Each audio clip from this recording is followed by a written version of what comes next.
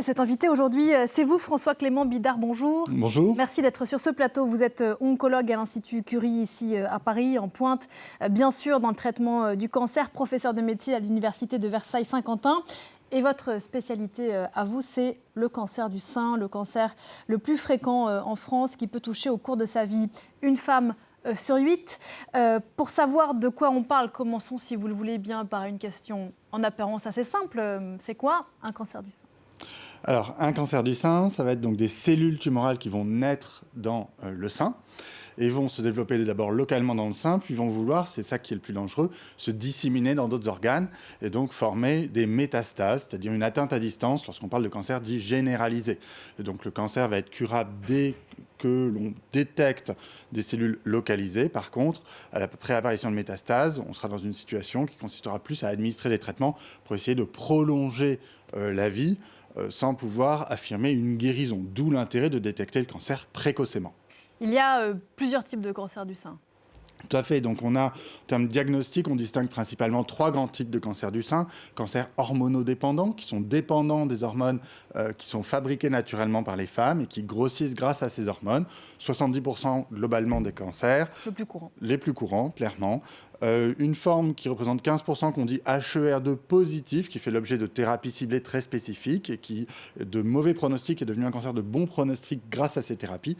Et enfin, les cancers triples négatifs sur lesquels l'hormonothérapie ne fonctionne pas, les thérapies ciblées ne fonctionnent pas, donc pour lesquels il reste principalement de la chimiothérapie qui ont un pronostic plus défavorable. Ouais, c'est celui pour lequel aujourd'hui on est la recherche est la plus démunie. Est-ce qu'on sait, alors hormis les cancers qui sont liés aux hormones, est-ce qu'on sait aujourd'hui qu'il y a des comportements qui peuvent accentuer les risques d'avoir un cancer du sein aujourd'hui, type tabagisme, sédentarité, surpoids ? Voilà, donc vous avez déjà cité donc, tabagisme éventuellement, sédentarité, le rôle est assez incertain, surpoids aussi. Mais principalement, en fait, le cancer du sein, les facteurs de risque sont liés au mode de développement du pays, et notamment pour les femmes, le fait d'avoir moins d'enfants, des enfants de manière plus tardive dans leur vie, avoir moins d'allaitement aussi.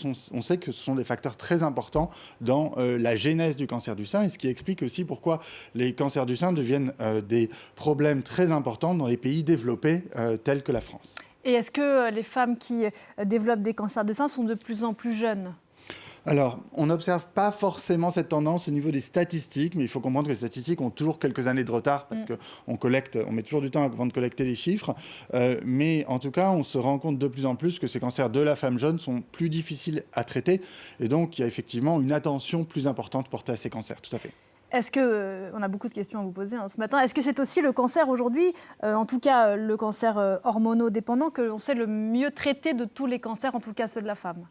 Alors, ce sont des cancers généralement de très bons pronostics, effectivement. On sait les traiter, mais les traitements ne sont pas complètement anodins non plus. C'est-à-dire qu'on peut avoir besoin de chimiothérapie, on peut avoir des chirurgies parfois qui consistent en une mastectomie, ça va dépendre des cas. Une ablation d'un ou des deux seins. Complète du sein. Et on va avoir aussi de l'hormonothérapie qui va permettre de baisser la stimulation finalement d'éventuelles cellules du cancer résiduelles. Mais c'est au prix d'effets secondaires qui sont embêtants. Oui, aujourd'hui, effectivement, il y a encore des effets secondaires qui sont très importants. On peut parler de la chute des cheveux, enfin des poils en général, qui n'est pas un détail d'ailleurs pour les malades, mais il y a d'autres effets secondaires, là sur lesquels on progresse assez peu à ce stade. Voilà, donc il y a les effets secondaires. Quand on parle de la chimiothérapie, encore une fois, tout le monde ne va pas recevoir une chimiothérapie après un diagnostic en cancer, mais les cancers dont on pense qu'ils sont les plus graves vont nécessiter une chimiothérapie. Donc on a les effets secondaires souvent très classiques, chute des cheveux, les globules blancs qui vont baisser de manière transitoire, des nausées par exemple. Mais en plus, on commence à avoir une recherche sur tous les effets secondaires qui sont autres, à savoir par exemple les troubles de l'attention, la fatigue, et toutes choses qui vont freiner le retour au travail éventuellement des patientes après cancer du sein et après le traitement initial de leur cancer du sein. 12 000 femmes en France meurent chaque année d'un cancer du sein, c'est beaucoup ? Alors oui, c'est la première cause de mortalité par cancer de la femme. Donc clairement, Octobre Rose reste un sujet de mobilisation très importante. Mais en même temps, les chiffres de cancer total, 60 000. Donc vous voyez, on a des décès, on a à peu près environ un quart des femmes qui auront un cancer du sein vont décéder de ce cancer du sein actuellement. Donc, ce qui reste parmi les cancers, plutôt un cancer de bon pronostic. Donc, il faut le prendre au sérieux, beaucoup de morts, mais sans panique en cas d'annonce de diagnostic. Alors justement, l'un des grands sujets de cet octobre rose qui va durer tout le mois d'octobre et qui a commencé hier dimanche, c'est d'encourager les femmes à se faire dépister. Donc ici en France, c'est une mammographie gratuite à partir de 50 ans tous les 2 ans et jusqu'à 74 ans. Pourquoi pas plus tôt et pourquoi pas plus tard ? Alors, donc les limites sont toujours discutées, sont réévaluées régulièrement. Donc actuellement, c'est 50-74 ans. Pourquoi pas plus tôt ? Parce qu'en fait, on considère que le pic de cancer du sein est aux alentours de 60-65 ans. Donc en fait, on essaie d'intercepter le pic de cancer du sein. Plus tôt reviendrait à exposer éventuellement plus de femmes à plus de mammographies pour des taux d'incidence qui sont plus faibles. Vous comprenez ? Donc plus d'examens finalement donc pour plus de rayons. Plus de rayons, exactement, sur des seins qui sont plus jeunes et donc potentiellement plus sensibles aux rayons, et aussi des examens plus difficilement interprétables. Chez les femmes jeunes, la mammographie est moins interprétable, donc a moins de valeur finalement. Pourquoi pas au-delà de 74 ans ? Ça va dépendre en fait en fonction, le dépistage généralisé finalement va s'arrêter, mais rien n'empêche de continuer en fonction de l'état général et de la santé à cet âge-là. Alors ce qu'il faut comprendre, c'est que les évolutions futures, c'est peut-être qu'on reverra les bornes pour tout le monde, mais on va aussi essayer de personnaliser ces bornes, justement de personnaliser la borne de début, c'est-à-dire les 50 ans, peut-être le transformer pour certaines femmes en 45 ou 40 en fonction de leur risque individuel et leurs facteurs individuels, ou le reculer chez d'autres personnes. Pareil, à 74 ans, certaines femmes vont avoir des gros problèmes de santé.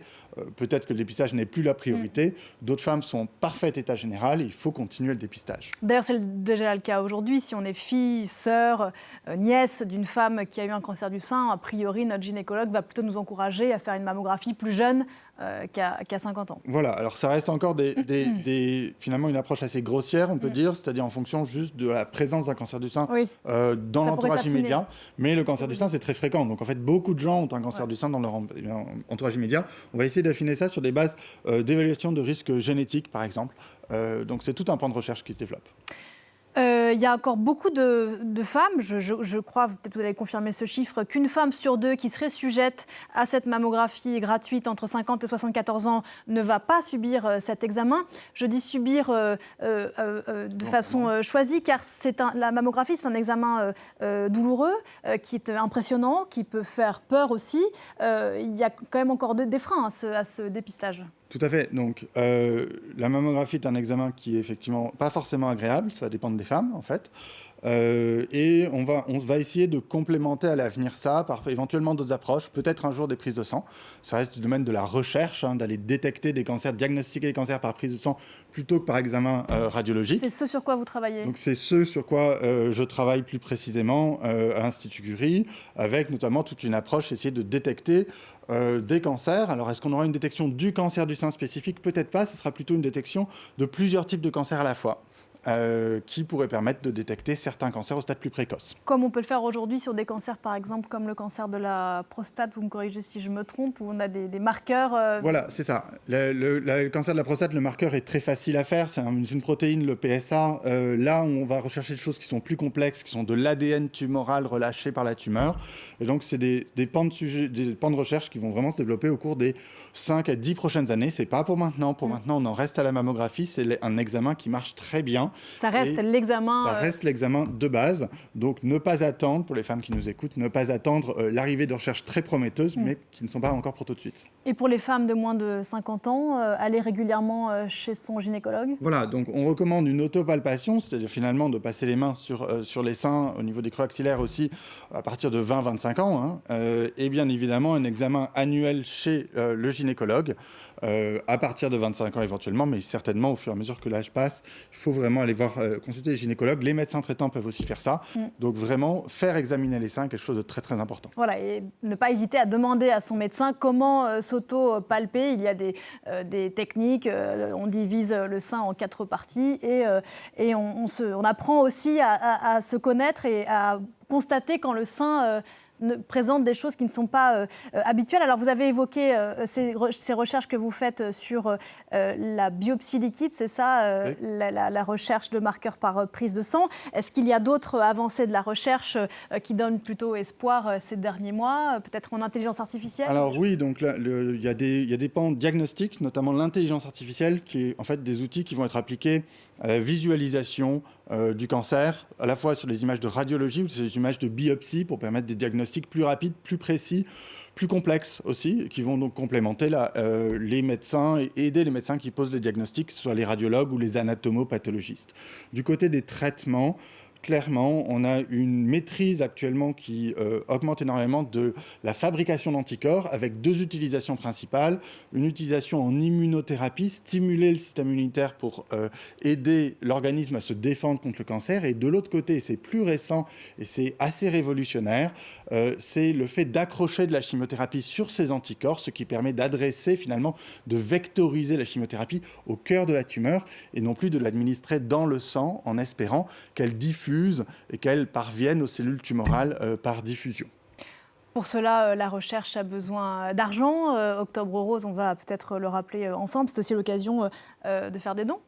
Tout à fait, donc c'est très important. Donc, plusieurs organismes existent.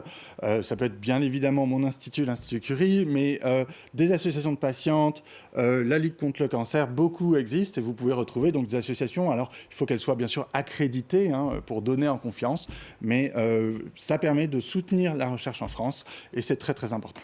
Voilà, on voit la page de Curie sur laquelle on peut faire un don. On peut aussi bien sûr faire un don sur la Ligue contre le cancer. Vous l'avez évoqué à l'instant, c'est peut-être une des spécificités du cancer du sein, c'est qu'il y a évidemment le corps médical, la recherche, et puis autour des malades, des gens absolument essentiels. Je pense bien sûr aux assistantes sociales, mais aussi à toutes les femmes qui accompagnent les malades pendant leur maladie. Ça, c'est essentiel aussi dans le dispositif. À Curie, je sais que c'est très important. Tout à fait. On est de plus en plus en train de travailler sur les parcours après-cancer, notamment, qui permettent d'accompagner le retour à la vie normale.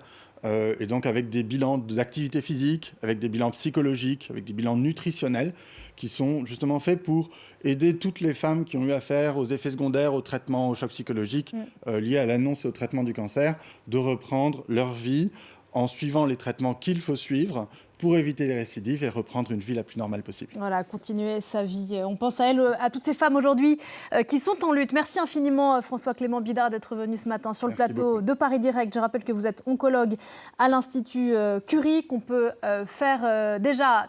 Allez se faire dépister, on l'a dit, à partir de 50 ans en France. C'est gratuit tous les 2 ans jusqu'à 74 ans. Et donner des dons pour la recherche si on le souhaite. Merci encore. Merci encore. On se retrouve juste après la pause pour la suite de Paris Direct avec Damien Coquet, François-Clément Bidard. Ne partez pas tout de suite.